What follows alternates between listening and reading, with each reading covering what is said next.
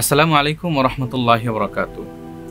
দাম্পত্য জীবনকে সুন্দর করতে, সুখময় করতে এবং বরকতময় করতে আমাদের কিছু বর্জনীয় কাজ আছে যেগুলি আমাদেরকে এড়িয়ে চলতে হবে। তার মধ্যে একটি হচ্ছে অপমান ও গালমন্দ করা। আল্লাহ রাসূল সাল্লাল্লাহু আলাইহি সাল্লাম ইরশাদ করেন যে এক মুসলমান অপর মুসলমানকে অপমান করা ফাসিকি এবং এক মুসলমান অপর মুসলমানের সাথে যুদ্ধ করা এটা কুফরি। তাই আমাদের উচিত কখনো স্ত্রী ভুল করলে তাকে গালমন্দ না করা, গালিগালাজ না করা, ধমকের সুরে কথা না বলা, সহনশীলতা, দয়া ও ভালোবাসা দিয়ে সেগুলি সমঝোতা করা এবং সমাধান করা। এবং স্বামী স্ত্রী একে অপরের সম্মান নষ্ট না করে সম্মানকে কিভাবে বৃদ্ধি করা যায় সেদিকে আমাদের লক্ষ্য রাখা। অতিরিক্ত সন্দেহ এবং নজরদারি এই বিষয়টি একটি জীবনকে বিষিয়ে তোলে। তাই আমাদের অতিরিক্ত সন্দেহ প্রবণতা দিল থেকে দূর করতে হবে।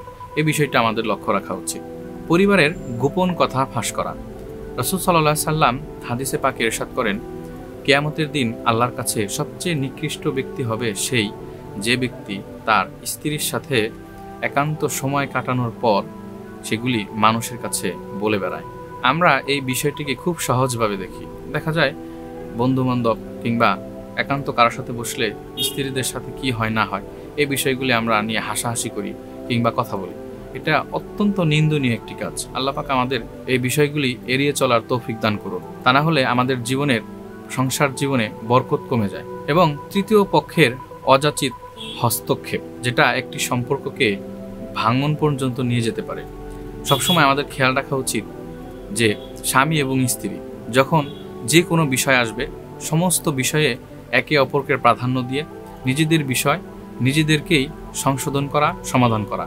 যখনই এই সম্পর্কের মাঝে কেউ ব্যক্তির হস্তক্ষেপ চলে আসে তখন শয়তান তার সাথে মিলে সেই সম্পর্কটাকে ভাঙতে অনেক সহজ হয়ে যায় এবং শয়তানের জন্য কৌশলগত অবলম্বন করা খুব সহজ হয়ে যায়। এজন্য আমরা সবসময় চিন্তা করব যে স্বামী এবং স্ত্রী কখনো তৃতীয় পক্ষের কোনো কথাকে প্রাধান্য দিয়ে একে অপরকে আঘাত দিয়ে কথা বলবো না। নির্বোধ ঝগড়া ও প্রতিযোগিতা, কে জিতলো কে হারলো, কাকে কে যুক্তিতর্ক দিয়ে অপমান করতে পারলো কিংবা হারাতে পারলো, এই বিষয়টা আমাদেরকে এড়িয়ে চলা উচিত। কে জিতলো কে হারলো এই চিন্তা বাদ দিয়ে সবসময় চিন্তা রাখতে হবে যে আমরা কিভাবে উভয়ে জিততে পারি, এই বিষয়টা লক্ষ্য রাখা উচিত। পরিশেষে একটি কথাই বলতে চাই, দাম্পত্য জীবন একটি আমানত।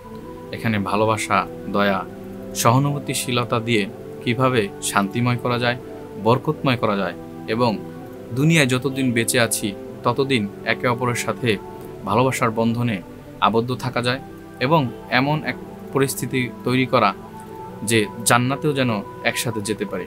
জীবনে ভুল হতেই পারে, ভুলের ক্ষেত্রে একে অপরকে ক্ষমা করে দিয়ে সমঝোতা করে এবং সমাধান করে সামনের পথ এগিয়ে চলার স্বপ্ন দেখা এবং স্বামী এবং স্ত্রী সবসময় একে অপরকে সব দিক থেকে সাপোর্ট করা।